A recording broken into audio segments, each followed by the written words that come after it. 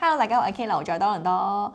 今日咧 K 真係非常之有動力，因為咧我係完全地 FOMO 啊 ，Fear of Missing Out 個位於 Kennedy and Major Mackenzie 嘅新嘅 project。Union Glen 咧準備推出啦，呢個 project 咧係 freehold project 嚟嘅，冇任何嘅管理費啦。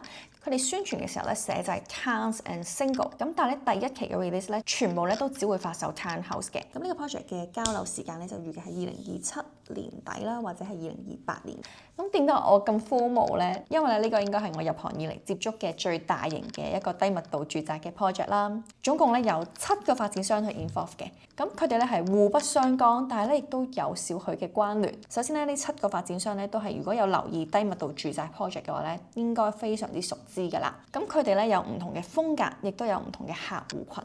咁但係咧今次呢個 project 咧，佢哋所推出嘅 products 咧都會係一樣嘅，應該話基本上大同小異啦。咁唔同嘅係咩咧？就係佢哋嘅風格同埋價位上咧都會有少少嘅唔同。好多 client 咧都會對嗰間屋嘅樣子咧有一個要求嘅。唔同發展商咧都出咗啲 rendering 去 showcase 佢哋間屋嘅外在會係就一個咩風格嘅。咁我都好 appreciate 咧，實在佢哋咧之間都有個 difference 喺度嘅，互相之間咧都冇一個好 overlapping 嘅情況。基本上咧你真係會睇得出邊一種係你特別中意嘅風格嘅。咁第二點咧亦都可以從佢間屋嘅內在入手啦，因為唔同發展商佢哋嘅 standard 啊或者佢哋嘅裝修風格都會唔同嘅。咁大家都可以從呢2點入手去參考一下嘅。謠言話邊一個發展商係龍頭啊，但係其實咧係不然嘅。雖然咧 Phil Gates 係擁有最多嘅地啦，咁但係咧咁多個發展商之間都係互相去合作又競爭地去賣地嘅。咁今次嘅建築商咧就係 TACC Construction 啦，而有3個發展商咧其實都係 under 佢嘅一個子公司 family business 嚟嘅，所以你可以見到咧呢7個發展商都各有來頭，各有佢哋嘅實力所在嘅。好，同大家望下呢度寫咩先。Coming soon 嘅位置就係 Kennedy and Major Mackenzie 啦。咁咧佢咧就會係一個好完整嘅獨立嘅社區啦。Major Mackenzie 喺呢度 ，Kennedy 喺呢度。咁然後咧佢會有自己 propose 嘅 secondary school 啦。propose 嘅 elementary school 啦，好多嘅公園啊，好多嘅綠地啊，咁所以咧呢一個咧將來會係一個好獨立嘅社區，咁但係當然啦，唔係講話即刻發生啦，會係一個長期嘅規劃嚟嘅。由而家呢個 moment 開始咧 ，Kate 聲明關於價錢上嘅嘢咧 ，Kate 要戴個頭盔，因為而家係冇任何嘅價單去 release 嘅。咁但係咧發展商已經同我哋喺度傾緊一啲價錢上嘅 suggestion，咁所以我哋大概知道佢嘅起步價會係乜嘢嘅位置，咁但係唔係一個實質嘅價錢嚟嘅。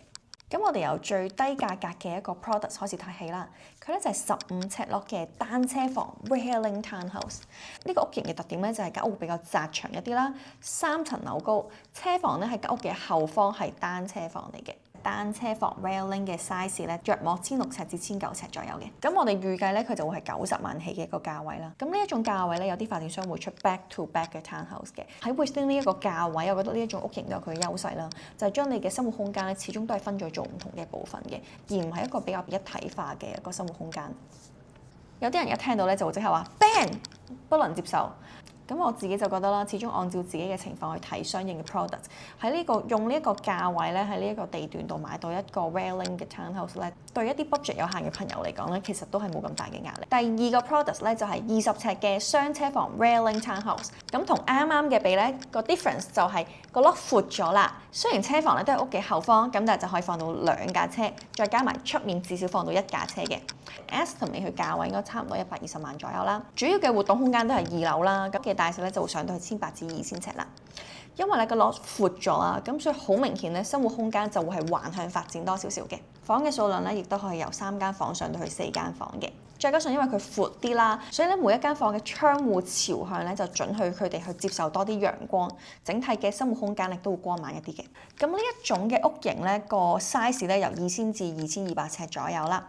咁佢嘅價格咧，我哋 estimate 咧約莫係1.18 mil 左右。相信好多朋友會好開心聽到第3種戶型係21尺 lot 嘅 traditional 2層 townhouse。咁呢種戶型咧係得2層嘅啫。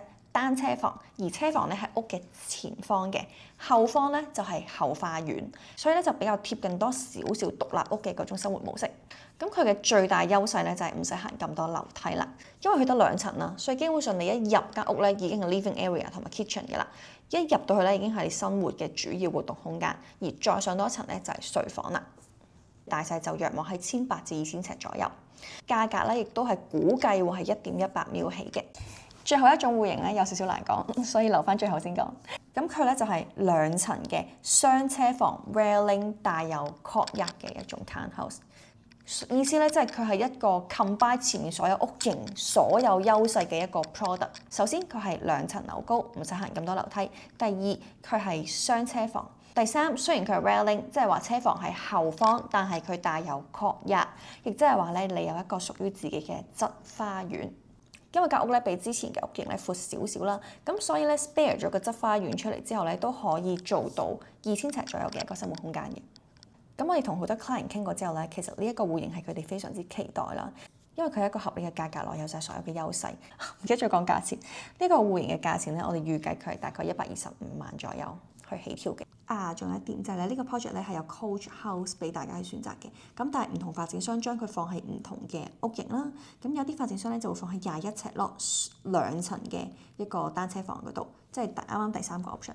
亦都有啲發展商咧將佢放喺第4個 option， 即係 courtyard 有側花園嘅嗰個 option 度。我知道實在係太越講越複雜啦，咁所以咁樣講啦，有興趣嘅話咧，用下面 description 嘅聯絡方式去聯絡到我哋，可以嚟我哋 office 度啦。